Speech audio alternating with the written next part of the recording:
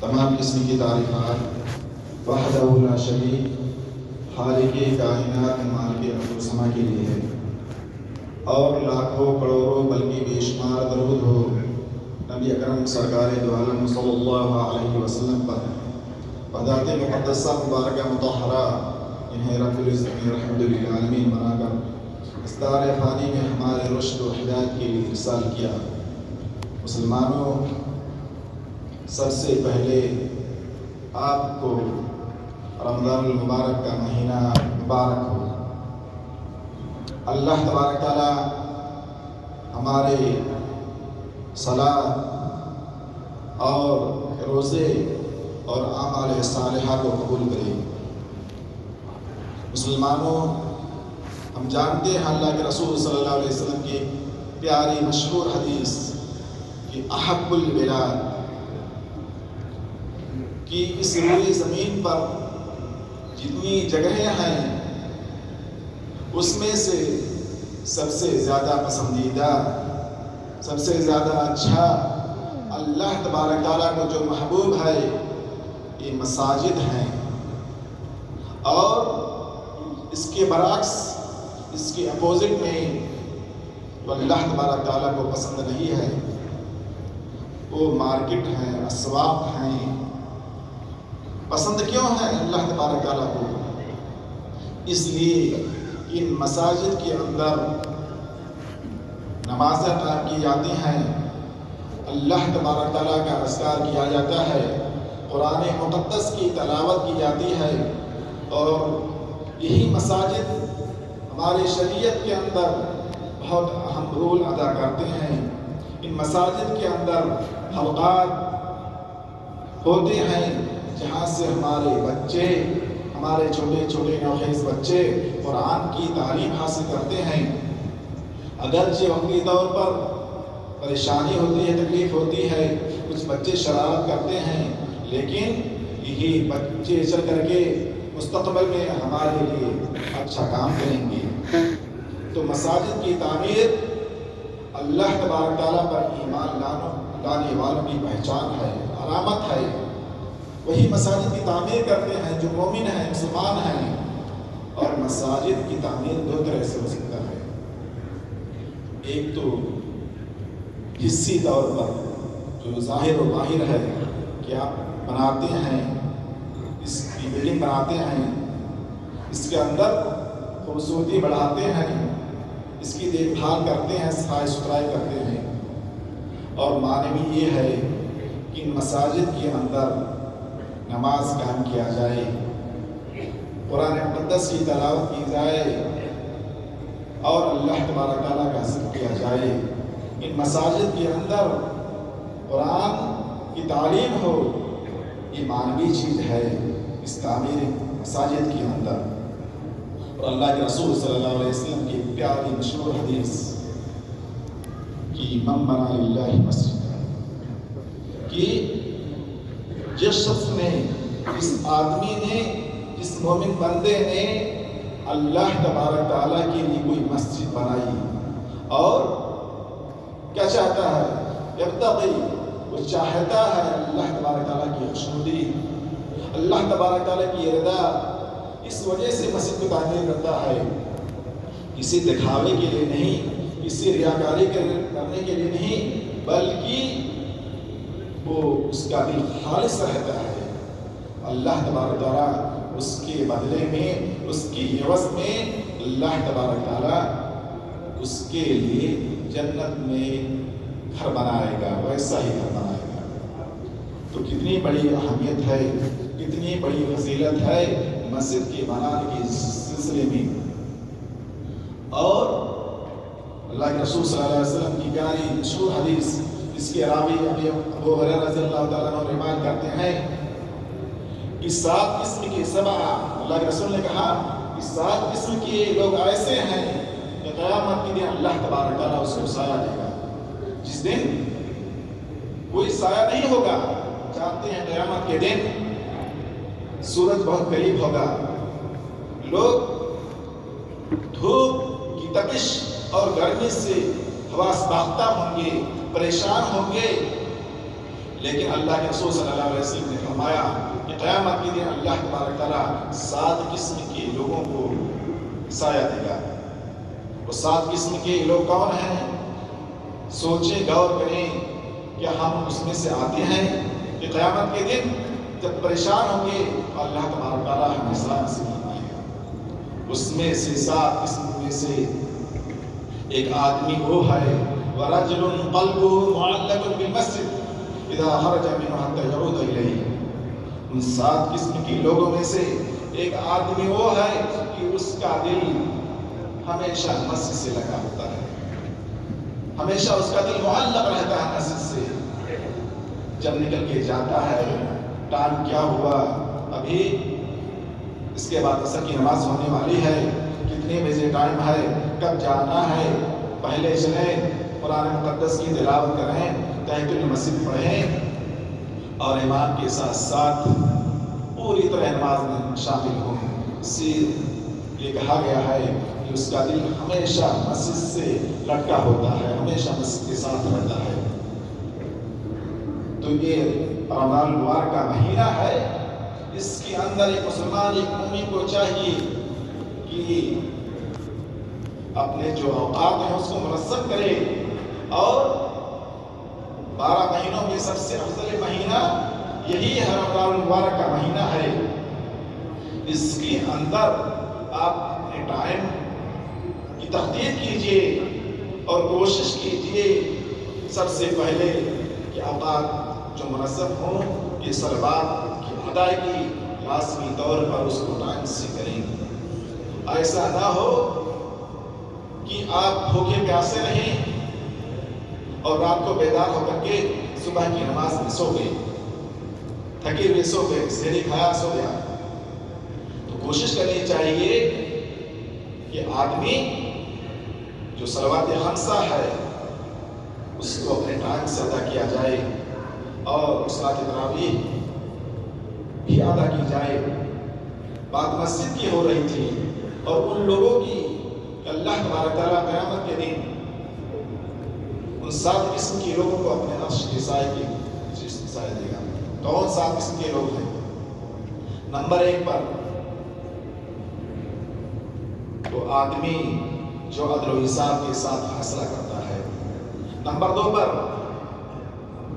شاب النشا فی عبادت اللہ، کہ جوان آدمی، اس کو اللہ تبارک تعالیٰ نے قوت دی تھی، طاقت دی تھی، تو اس نے اپنے جوانی کو ادھر ادھر نہیں صرف کیا، بلکہ اس کی جو جوانی گزری ہے اللہ تبارک تعالیٰ کی عبادت کے اندر، اللہ تبارک تعالیٰ کی خوشنودی کے اندر، اللہ تبارک تعالیٰ کی رضا کے اندر، اور اس کی جوانی صرف ہوئی ہے شریعت اسلامیہ کے احکامات پر عمل کرنے میں۔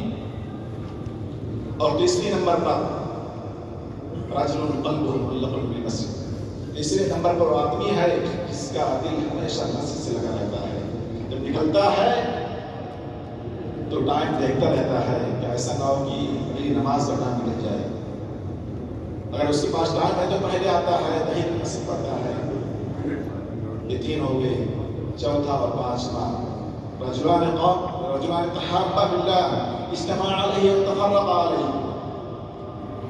چوتھے 5ویں قسم وہ لوگ ہیں کہ وہ آپس میں محبت کرتے ہیں، الفت کرتے ہیں، لگاؤ ہے اللہ تبارک تعالیٰ کے لیے، اس کی خوشنودی کے لیے، اس کی رضا کے لیے، کسی دنیاوی مقصد سے محبت نہیں کرتے آپس میں۔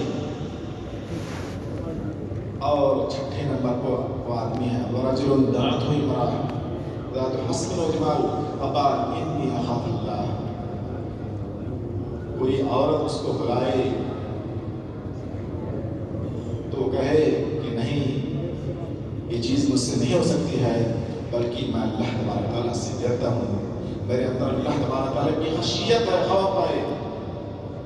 اور 7ویں قسم کا آدمی وہ ہے جس نے رجل تصدق بصدقہ، جس نے کوئی صدقہ کیا، اس طرح سے چھپا کر کرتا ہے دائیں ہاتھ سے، لیکن بائیں ہاتھ کو معلوم نہیں ہے، یعنی بہت طریقے سے کرتا ہے، دکھاوا نہیں کرتا ہے، ریاکاری نہیں ہے، تو مسلمانوں میں 7 قسم کے لوگ ہیں جن کو اللہ تبارک تعالیٰ قیامت کے دن سائے کے اندر رکھے گا۔ تو سوچیں کون ہم میں سے، کیا ہم 7 لوگوں میں سے ہیں کہ نہیں؟ 7 قسم کے لوگوں میں سے کوشش کریں کہ ہم ایسا کام کریں کہ ان 7 قسم کے لوگوں میں سے ہو جائیں۔ یہ رمضان مبارک کا مہینہ ہے، بابرکت مہینہ ہے، ثواب کا مہینہ ہے، خیر کا مہینہ ہے۔ اگر اللہ تبارک تعالیٰ نے آپ کو صاحب مال بنایا ہے، صاحب ثروت بنایا ہے، تو کوشش کریں کہ اللہ تبارک تعالیٰ کے راستے میں خرچ کریں۔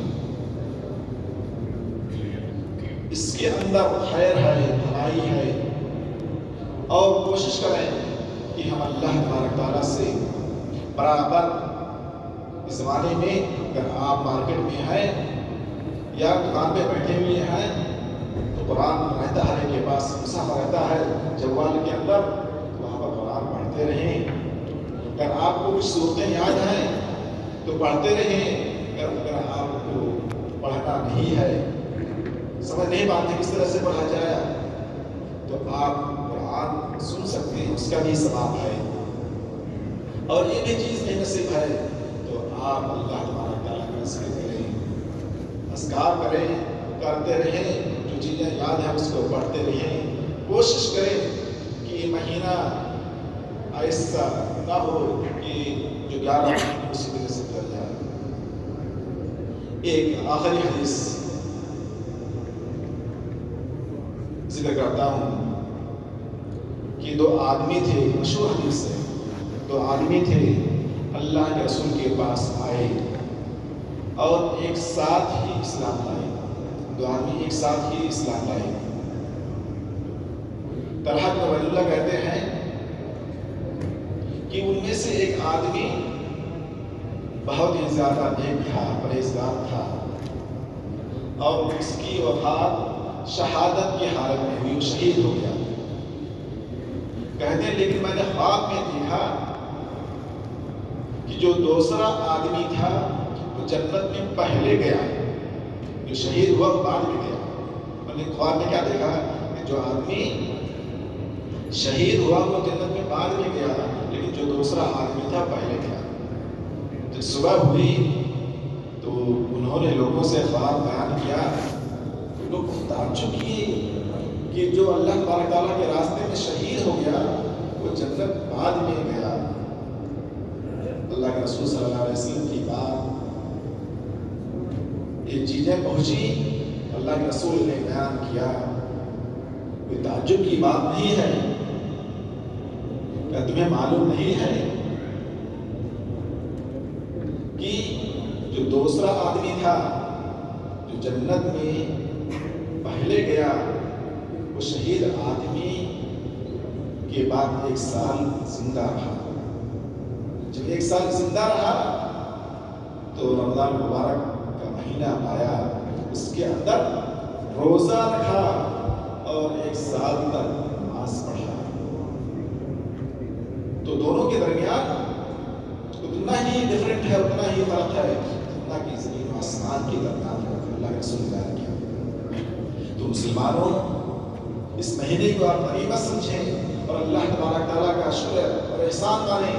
ہم میں سے کتنے ہمارے مسلمان بھائی اس مہینے کے آنے سے پہلے، اس دار آنے سے چلے گئے، کتنے رشتے دار، کتنے جاننے والے، کتنے پہچاننے والے اس رمضان المبارک کے مہینے کے آنے سے یہاں سے رخصت ہو گئے، لیکن اللہ تبارک تعالیٰ کے فضل و احسان سے ہم باحیات ہیں، ہم زندہ ہیں، لیکن ہماری زندگی ایسے ہی برباد نہ ہو جائے۔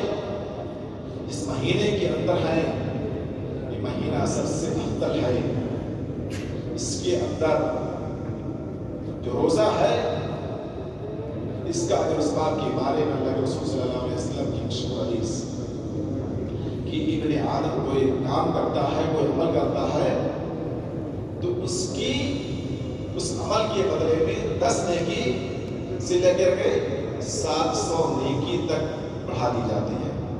اگر کوئی کام کرے تو 10 مل سکتی ہے اور اللہ تعالیٰ چاہے تو 700 نیکی تک مل سکتی ہے۔ इल्ला सौम, लेकिन रोज़े का मामला ऐसा नहीं है। अल्लाह तबारक तआला ने कहा कि बंदे मोमिन मेरे लिए रोजा रखता है, मेरे लिए रोजा रखता है, अल्लाह ताला कहता है, और मैं ही उसका बदला दूंगा। अपने खाने पीने की चीजें, अपने शहवत की चीजों को मेरे खातिर छोड़ा है, क्योंकि जिसे नमाजा पढ़ते हैं तो कोई दूसरा देखता है, ज़कात देते हैं तो देख लेता है, हज करते हैं देख लेता है, लेकिन रोजे का मामला सिर्फ अल्लाह वाहिद ही देखता है, उसके अलावा कोई नहीं। आप रूम में चुपके से कोई खा लिया, अकेले बैठे हैं, कुछ खा सकते हैं, किसी को मालूम होगा नहीं, अल्लाह ताला को मालूम होगा। तो सिर्फ रोजे का मामला किससे है? अल्लाह तबारक तआला की खातिर है, उसकी खुशनुदी की खातिर है, इसीलिए इसका अजर व सवाब भी अल्लाह तबारक तआला अपने एतबार से देगा। मिसाल के तौर पर अल्लाह तबारक तआला को कोई तमसील नहीं है, लेकिन हम कहते हैं कि फला वज़ीर के पास गए, फला बादशाह के पास गए तो फला चीज इनाम में दिया, लेकिन जो अल्लाह तबारक तआला बादशाहों का बादशाह है तो उसकी इनाम इकराम कितना बड़ा होगा। इसलिए मुसलमानों कोशिश करो कि इस महीने की गनीमत समझो। आखिर में दुआ है कि अल्लाह तबारक तआला हमारी नमाजों को, हमारे सियाम को, हमारे क़याम को अल्लाह तबारक तआला कबूल फरमाए। अल्लाह तबारक तआला हमसे गुनाह होते रहते हैं, अल्लाह तबारक तआला तुझसे तौबा करते हैं, तुझसे इस्तिग़फ़ार करते हैं। अल्लाह तबारक तआला हमें, हम सारे मुसलमानों को इस महीने के अंदर बख्श दे। अल्लाह तबारक तआला हम सबको इस महीने के अंदर जहन्नम से आज़ाद कर दे। अल्लाह तबारक तआला हम सबको अच्छे कामों को करने की तौफीक अता फरमाए। आमीन। अमा अलैकुम व अलैकुम।